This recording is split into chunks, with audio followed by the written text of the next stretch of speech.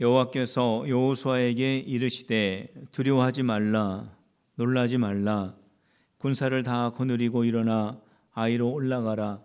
보라, 내가 아이 왕과 그의 백성과 그의 성읍과 그의 땅을 다 내 손에 넘겨 주었으니 너는 여리고와 그 왕에게 행한 것 같이 아이와 그 왕에게 행하되 오직 거기서 탈취한 물건과 가축은 스스로 가지라. 너는 아이성 뒤에 복병을 둘지니라 하시니, 이에 여호수아가 일어나서 군사와 함께 아이로 올라가려 하여 용사 3만 명을 뽑아 밤에 보내며 그들에게 명령하여 이르되 너희는 성읍 뒤로 가서 성읍을 향하여 매복하되 그 성읍에서 너무 멀리 하지 말고 다 스스로 준비하라. 나와 나를 따르는 모든 백성은 다 성읍으로 가까이 가리니 그들이 처음과 같이 우리에게로 쳐 올라갈 것이라. 그리할 때에 우리가 그들 앞에서 도망하면 그들이 나와서 우리를 추격하며 이르기를 그들이 처음과 같이 우리 앞에서 도망한다 하고 우리의 유인을 받아 그 성읍에서 멀리 떠날 것이라. 우리가 그들 앞에서 도망하거든 너희는 매복한 곳에서 일어나 그 성읍을 점령하라. 너희 하나님 여호와께서 그 성읍을 너희 손에 주시리라. 아멘. 8월 15일은 광복절입니다. 내일이 8월 15일입니다. 광복이라고 하는 이 말뜻은 빛을 찾다라고 하는 그러한 뜻입니다.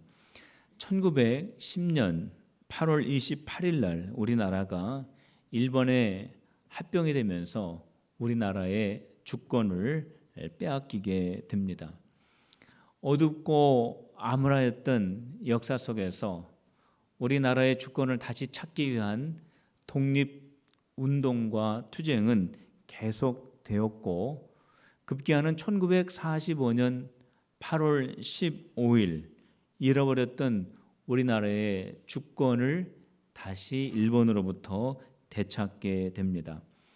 올해가 우리나라의 주권을 되찾은 지 71년이 되는 그러한 해이기도 합니다. 우리나라의 주권을 되찾기 위해서 한국 교회와 성도들이 얼마나 많은 눈물과 땀과 희생을 감수했는지 모릅니다. 대표적으로 군산에 있는 구암교회는 이남에서 가장 먼저 3.1 운동이 시작된 곳이기도 합니다. 당시 세브란스 의학전문학교 학생인 김병수가 1919년 2월 28일 날 독립선언서를 구암교회로 가지고 와서 그 당시에 스승이었던 박연세 구암교회 장로님이셨는데 박연세 장로님과 이두열과 함께 3.1 운동의 계획을 수립하게 됩니다. 이러한 3.1 운동이 구암교회에서 시작이 될 수 있었던 이유는 구암교회의 책임자들이 대부분 미국 선교사님들이었기 때문에 일본 군인들도 함부로 구암교회를 할 수 없었기 때문이고, 그리고 대부분 만세운동에 참여했던 사람들이 구암교회의 장로님들, 집사님들, 청년들, 이러한 분들이 3.1 운동의 대표적인 일들을 감당을 하였기 때문이었습니다. 그래서 모든 성도들이 지역 주민들과 함께 연계하면서 나라를 찾기 위한 독립운동을 펼쳐 나갔는데, 이 운동에 참여할 때마다 많은 성도들이 체포당했습니다. 그렇지만은 이 나라를 찾겠다고 하는 이 독립운동의 열기는 익산, 남원, 김제, 정읍 등지로 교회를 중심으로 해서 계속해서 확장되어 갔습니다. 교회가 이렇게 많은 헌신과 땀과 눈물을 흘렸기 때문에 우리는 지금 신앙의 자유를 가지고 하나님 앞에 거룩한 예배를 드리고 있습니다. 8월 15일 광복절을 맞이하면서 우리 한국교회의 성도들은 나라를 위해서 더 기도하고 하나님의 거룩한 백성으로 이 시대를 살아가는 귀한 사명을 다하는 그 일에 적극적으로 참여해야 할 것입니다. 우리 필그림의 모든 성도들 나라를 위해서 기도하고 하나님의 거룩한 백성으로 살아가는 우리 귀한 성도들이 다 되시기를 주님의 이름으로 축원합니다. 오늘 이 아침에 우리가 함께 나눌 말씀은 이스라엘 백성들이 아이성과 전쟁을 하여서 승리한 장면을 함께 나누려고 합니다. 이스라엘 백성들이 아이성과 2번 전쟁을 치루었습니다. 첫 번째 전쟁에서는 완전히 실패를 했습니다. 그러나 2번째 전쟁에서는 아주 큰 승리를 거두게 되었습니다. 처음에는 패배하였는데 어떻게 해서 2번째는 큰 승리를 거둘 수 있었을까? 그 이유에 대해서 오늘 함께 말씀을 통해서 은혜를 나누고자 합니다. 이스라엘 백성들이 아이성에서 승리한 첫 번째 이유는 아이성을 물리칠 수 있는 방법을 하나님께서 알려주셨기 때문에 그렇습니다. 우리가 함께 읽은 본문 말씀 2절을 성도님들과 함께 다시 읽어보도록 하겠습니다. 우리 8장 2절의 말씀입니다. 같이 읽어봅시다. 시작. 너는 여리고와 그 왕에게 행한 것 같이 아이와 그 왕에게 행하되 오직 거기서 탈취한 물건과 가축은 스스로 가지라. 너는 아이성 뒤에 복병을 둘지니라 하시니. 하나님께서 여호수아에게 아이성을 물리치기 위해서 복병을 세우라고 말씀해 주셨습니다.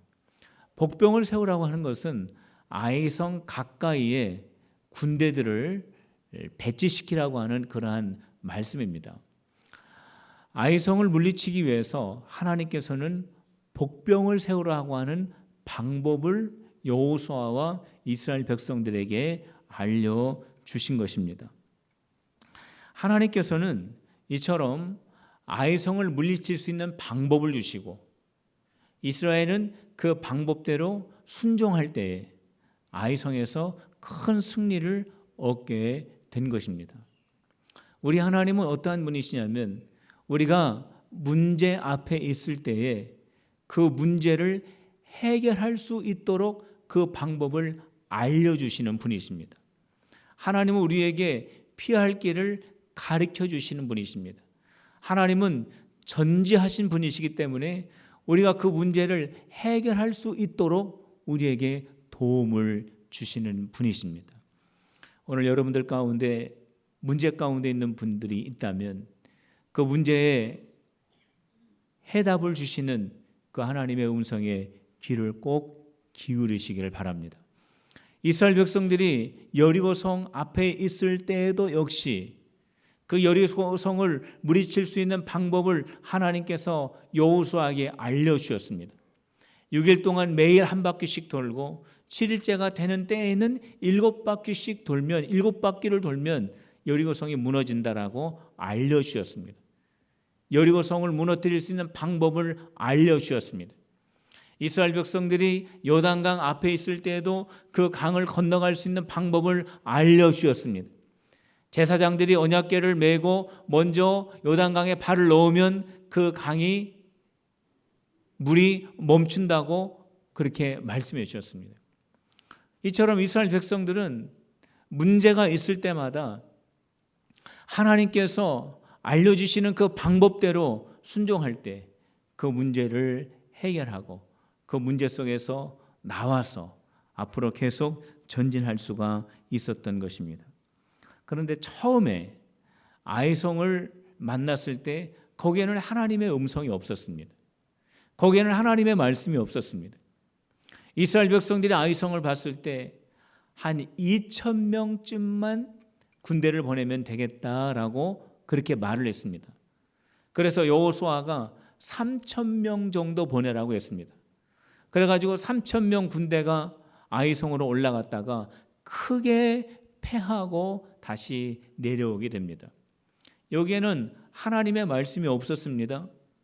여기에는 하나님의 방법도 없었습니다. 여기에는 여호수아의 생각, 여호수아의 방법만 있었습니다. 그 결과는 완전히 패하는 결과일 수밖에 없었습니다. 하나님의 말씀이 있고 하나님의 방법이 있을 때에는 이스라엘은 항상 승리했습니다. 그러나 하나님의 말씀이 없고 하나님의 방법이 없을 때에는 이스라엘이 항상 실패했습니다. 성도 여러분, 하나님의 말씀, 하나님의 방법 꼭 소유하시는 우리 성도들이 되시기를 주님의 이름으로 축복합니다. 베드로가 하나님의 생각을 갖지 못해서 예수님에게 크게 책망을 받은 적이 있습니다. 예수님께서 제자들에게 사람들이 나를 누구냐라고 물어보신 적이 있습니다. 어떤 사람은 예수님에게 엘리야라고도 하고 어떤 사람은 에레미야라고도 하고 어떤 사람은 세례 요한이라고도 하고 선지자라고도 하고 그렇게 말합니다. 그러면은 너희들은 나를 누구라고 생각하느냐? 그때 가장 수제자였던 베드로가 예수님에게 그렇게 대답했습니다. 주는 그리스도시요 살아계신 하나님의 아들이십니다.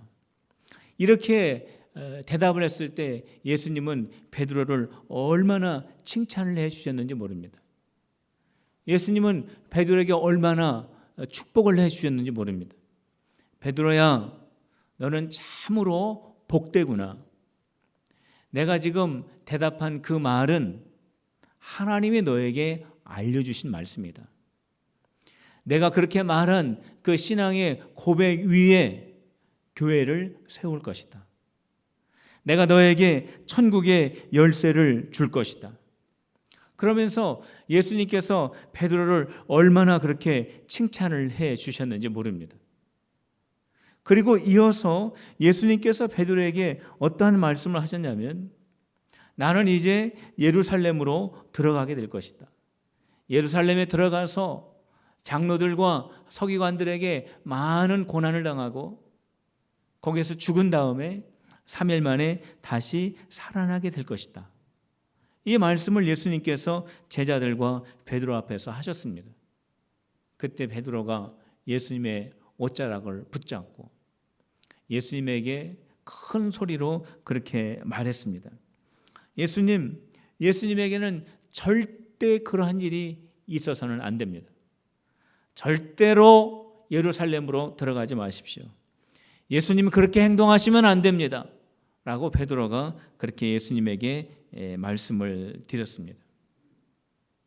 그때 예수님께서 베드로에게 뭐라고 대답하셨는지 아십니까?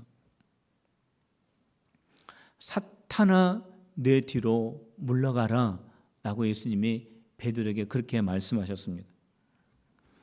금방 베드로는 예수님에게 축복을 받은 사람입니다. 금방 베드로는 예수님에게 칭찬을 받은 사람입니다.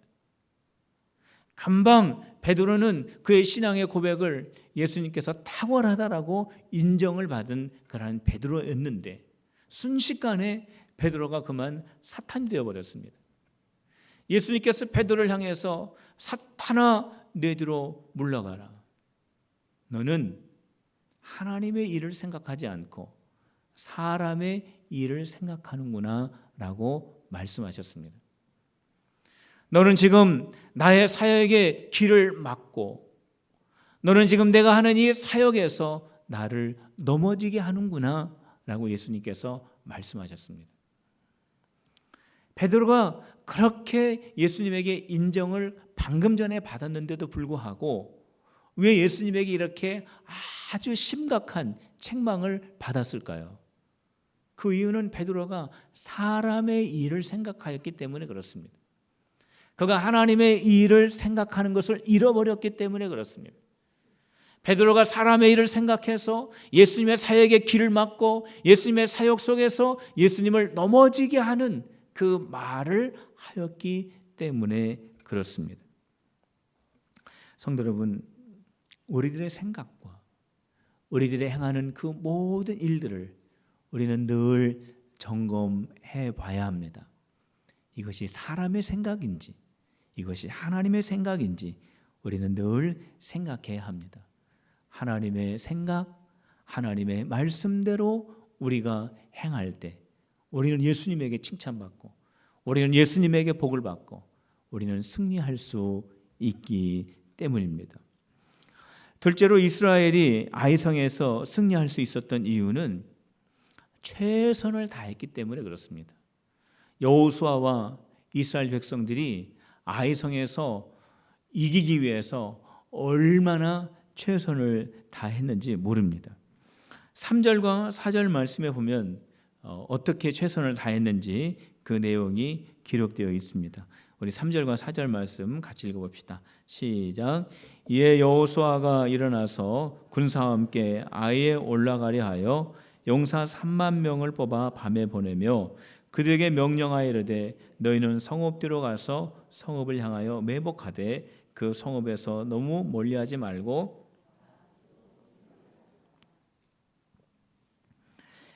여호수아는 아이성과 전쟁하기 위해서 정말 최선을 다했습니다. 5절 이하에 보면은 더 구체적인 내용들이 소개가 되고 있습니다. 어떻게 아이성에 올라가서 매복을 한 군대들과 또 여호수아가 직접 이끄는 군대들이 협력하여 전쟁을 승리로 이끌어낼 것인가에 대해서 구체적으로 기록을 하고 있습니다. 3만 5천 명, 1차 매복조가 3만 명, 2차 매복조가 5천 명입니다. 그들을 서쪽에 매복시켜 놓고 여호수아는 군대들을 이끌고 정면으로 북쪽을 향하여 전진해 나가게 됩니다. 그러면 아이성이 문을 열고 이스라엘과 싸우기 위해서 나올 텐데 그때 여호수아가 도망가는 연기를 한다라는 겁니다. 이스라엘 백성들 이끌고 도망을 하게 되면 아이성의 군대들이 다 이스라엘 백성들을 쫓을 것인데 그때의 아이성이 비면 3만 5천 명의 매복한 이스라엘의 군대가 아이성을 정복하라고 하는 그러한 계획입니다. 얼마나 세밀하고 얼마나 구체적이고 얼마나 자세하게 여호수아가 이스라엘 백성들에게 이 작전을 알려주었는지 모릅니다. 이처럼 아이성을 물리치기 위해서 여호수아는 얼마나 구체적으로 계획을 세우며 세밀한 작전을 구사했는지 모릅니다. 이것은 최선을 다했다라는 뜻입니다. 처음에 아이성을 만났을 때에는 최선을 다하는 모습이 없었습니다. 아이성이 우리 앞에 가로막고 있습니다. 얼마 정도 보내면 될까? 한 2천 명 정도만 보내면 되겠습니다. 그럼 한 3천 명 정도 보내라. 여호수아가 이렇게 했습니다. 3천 명 정도 보내면 충분히 이기고도 남을 수 있다라고 하는 그런 생각을 가지고 있었기 때문입니다. 그 결과 어떻게 됐습니까? 아이성 전투에서 크게 실패할 수밖에 없었습니다. 여호수아가 여리고성을 크게 승리로 이끈 다음에 아이성을 만났습니다. 여리고성하고는 비교되지 않는 작은 아이성을 만났습니다. 바로 그때에도 무릎 꿇고 하나님 앞에 기도했었어야 했습니다. 여리고성과 비교되지 않은 작은 아이성을 만났다고 해서 우리가 여리고성에서도 큰 대승을 이끌었는데 저까지 작은 아이성쯤이야? 라고 하는 그 마음을 가졌기 때문에 여호수아는 실패할 수밖에 없었던 것입니다. 올림픽 경기를 중계하는 아나운서가 이러한 말을 하는 것을 제가 얼핏 들었습니다. 정말 우리 선수들이 금메달을 향해서 막 땀 흘리면서 애를 쓰고 온 국민들이 정말로 그 광경을 보면서 안타까워할 때 어떻게 이 순간을 이겨내야 될 것인가 하면서 아주 흥분하면서 말을 하는데 이러한 말을 했습니다. 사람들이 큰 산에 넘어지는 것이 아니라 작은 돌부리에 걸려 넘어집니다.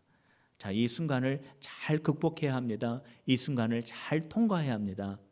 라는 그런 말을 아주 흥분된 억양을 가지고 하는 것을 제가 들었습니다. 그렇습니다. 사람이 큰 산에 걸려 넘어지는 것이 아닙니다.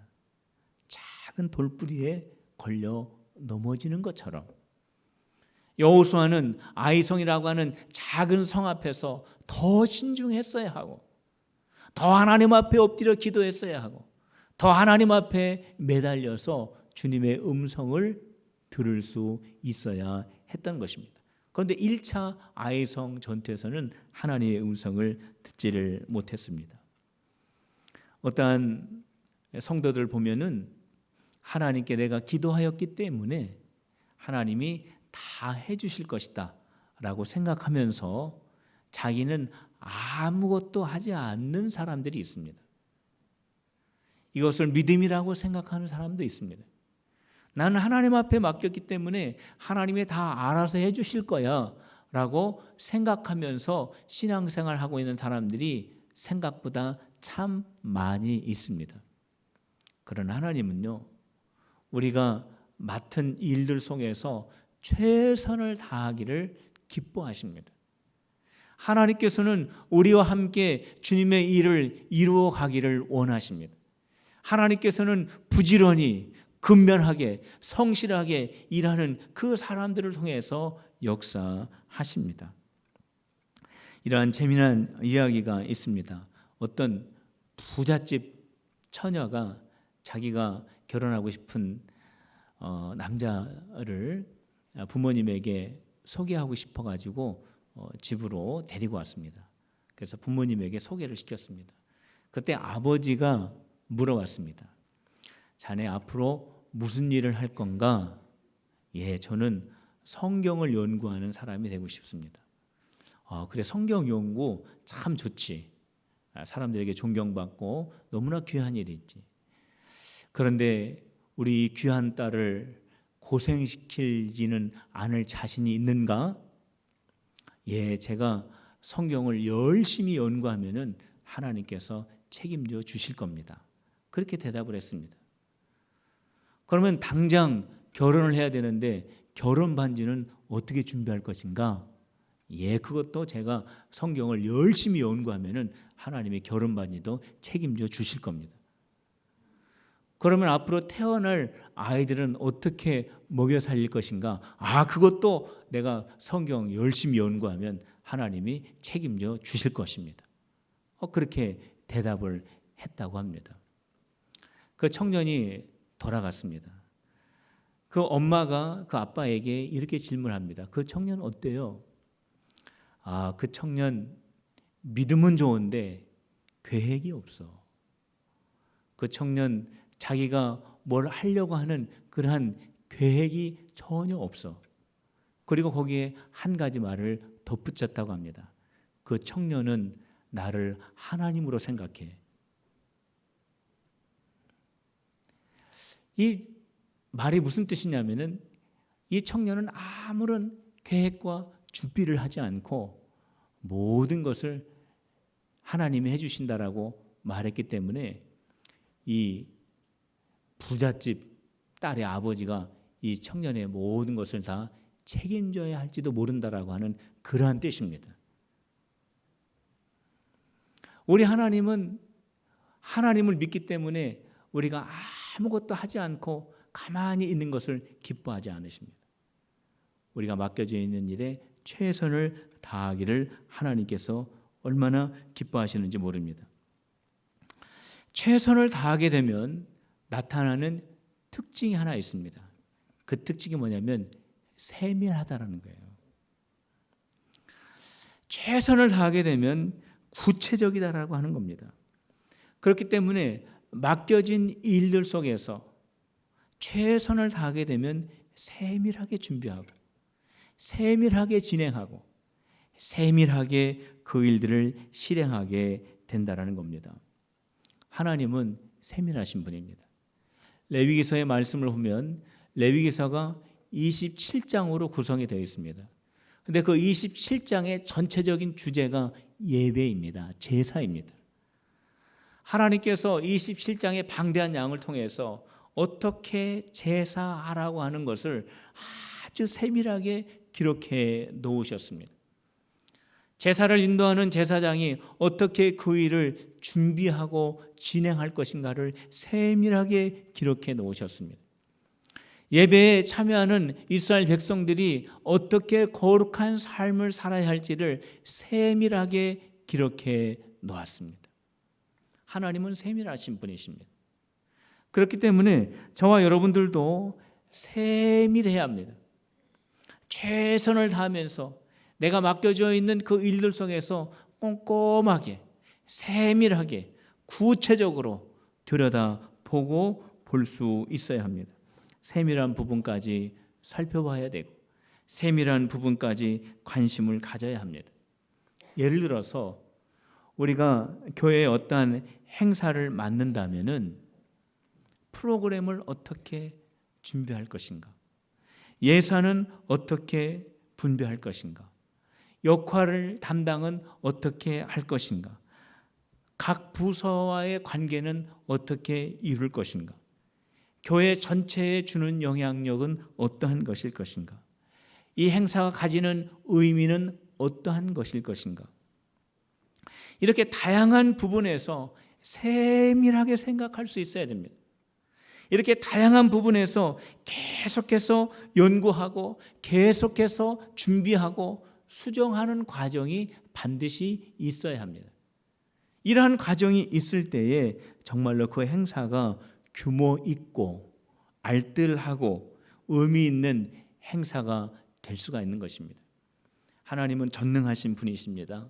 하나님은 전지하신 분이십니다. 그렇다고 해서 하나님이 한 번도 그냥 잘해, 너희들이 다 해, 너희들이 알아서 해, 이렇게 말씀하신 적은 한 번도 없지 않습니까? 하나님은 세밀하게, 하나님은 꼼꼼하게, 하나님은 구체적으로 그렇게 우리들에게 말씀을 해주셨습니다. 왜 그러냐면은 최선을 우리에게 주시기를 원하셨기 때문입니다.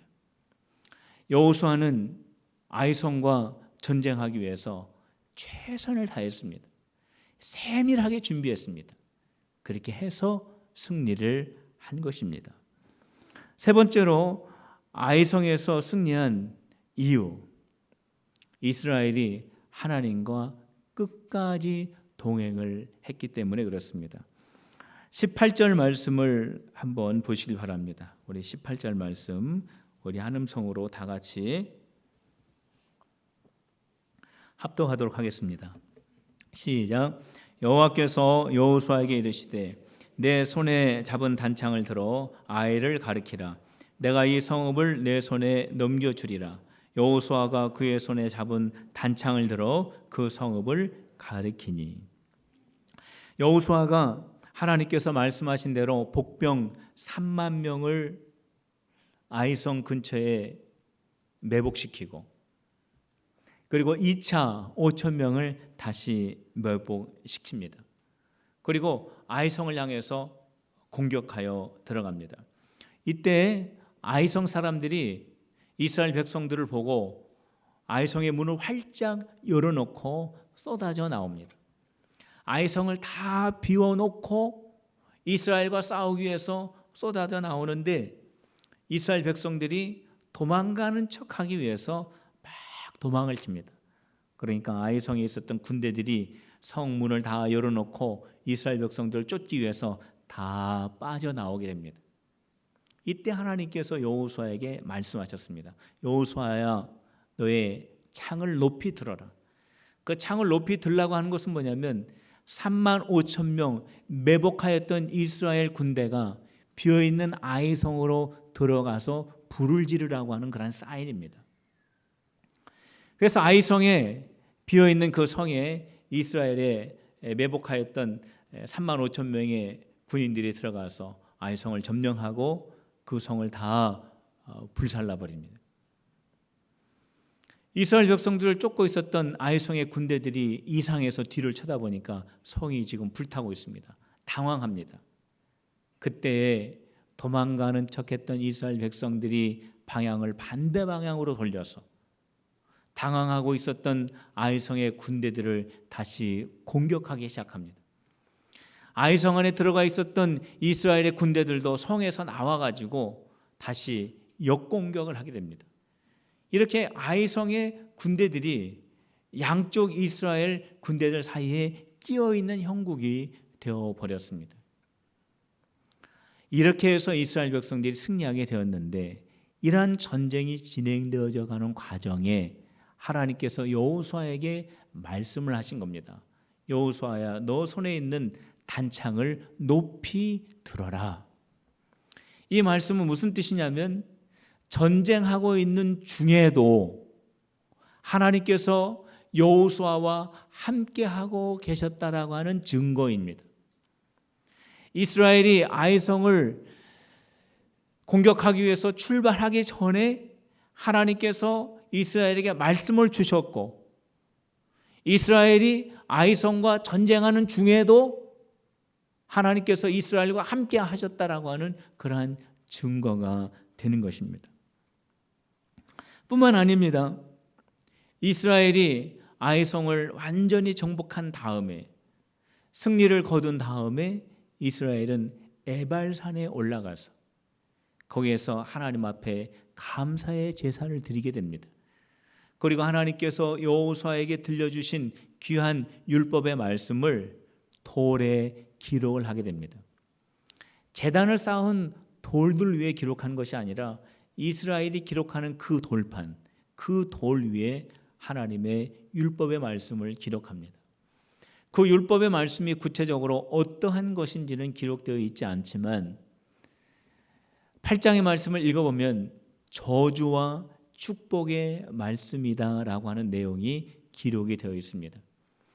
아마도 그 말씀의 내용은 이스라엘 백성들이 사랑하는 신명기 28장의 내용을 중심으로 한 그러한 말씀이었을 것입니다. 내가 내 하나님 여호와의 말씀을 삼가 듣고 내가 오늘 내게 명령하는 그 모든 명령을 지켜 행하면 내 하나님 여호와께서 너를 세계 모든 민족 위에 뛰어나게 하실 것이라. 내가 오늘 내게 명령하는 그의 모든 명령과 규례를 지켜 행하지 아니하면 이 모든 저주가 내게 임하며 내게 이를 것이니. 복과 저주가 되어지는 이 중요한 이 말씀들을 그 돌판에 기록을 한 것입니다. 이스라엘은 처음에 아이성과 전쟁을 했을 때는 하나님의 말씀에 불순종하여 완전히 패하였고, 두 번째 아이성에서 전쟁할 때는 하나님의 말씀을 끝까지 붙잡음으로 말미암아 그들이 대승을 거두면서 그들이 에발산 앞에서 정말 하나님과 마지막까지 끝까지 동행하게 되면 승리하게 되는구나 라고 하는 이 사실을 하나님 앞에서 다시 한번 고백하는 시간을 가지게 된 것입니다. 브라질 리우 올림픽 양궁 경기에서 2관왕을 차지한 장혜진 선수, 이 장혜진 선수는 2012년 런던 올림픽에 참여하지를 못했습니다. 그때 선발전에서 4위를 하는 바람에 참여하지를 못합니다. 그리고 작년에 프리올림픽에서 그때도 역시 4위였기 때문에 참여하지 못하고 거기 브라질 리오에 가서 함께 그 브라질 그 올림픽 경기가 있기 전에 그 경기장에서 훈련하는 그런 경험만을 가지게 되었었습니다. 그래서 2016년 올해 이 올림픽에 꼭 내가 참여해야 되겠다라고 하는 그런 굳은 마음을 가지고 이번에 올림픽에 참여하게 되었습니다. 그런데 준결승에 있었을 때 여러분들 중에서도 아마 보신 분들이 계실 겁니다. 초속 6m가 넘는 그런 강한 바람 속에서 활을 쏘았는데 그 활 하나가 3점에 맞게 됩니다. 다른 사람 같으면은 거기서 낙심하고 실망하고 좌절할 수밖에 없는 그러한 순간이었는데 이 장혜진 선수는 살짝 웃으면서 그 위기를 지나가게 됩니다. 세계 모든 외신들이 그 웃는 모습을 보고 참 저 선수 어리지만 대단하다. 어떻게 저렇게 낙심할 수밖에 없는 순간에 저렇게 여유 있는 웃음을 지을 수 있을까? 우리나라 백성들, 우리나라 국민들도 그 모습을 보면서 정말 저 선수 참 여유 있다라고 하는 그러한 말을 하면서 화제가 되기도 했습니다. 그런데 이 장혜진 선수가 화를 쏘기 전에 항상 그 마음속에 되새기는 그러한 말이 있었습니다. 그 말이 어떠한 말이냐면 내게 능력 주시는 자 안에서 내가 모든 것을 할 수 있느니라. 나는 하나님이 함께하기 때문에 나는 믿음을 가지고 쏜다라고 하는 그러한 믿음의 귀한 딸이었다라는 겁니다. 이 장혜진 선수는 하나님의 말씀을 끝까지 붙잡고 하나님과 함께 동행함으로 이렇게 큰 승리를 얻게 된 것을 우리에게 보여주었습니다. 성도 여러분, 아이성에서 어떻게 승리했습니까? 하나님의 말씀이 있었기 때문에 승리했습니다. 하나님을 믿는 믿음 안에서 최선을 다하였기 때문에 승리했습니다. 끝까지 하나님의 말씀을 붙들었기 때문에 승리할 수 있었던 것입니다. 우리 필리핀의 성도 여러분, 하나님의 말씀대로 행하고 믿음 안에서 최선을 다하여 끝까지 하나님과 동행함으로 승리하는 여러분들의 삶이 되시기를 주님의 이름으로 축복합니다. 오늘 이 시간 우리 한음성으로 하나님 앞에 기도합시다. 하나님과 동행하는 승리하는 삶이 되게 하여 주옵소서. 우리 다 같이 한음성으로 기도하시겠습니다. 할렐루야. 하나님 아버지